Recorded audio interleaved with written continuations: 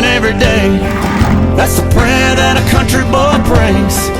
Thank God he made me this way. Hunting and fishing and loving every day. Early in the morning, late in the evening, I'm không nổi hả? Nặng quá hả? Đậu cá đi xem Ten. nhiêu phao? Rồi. 10 phao hả?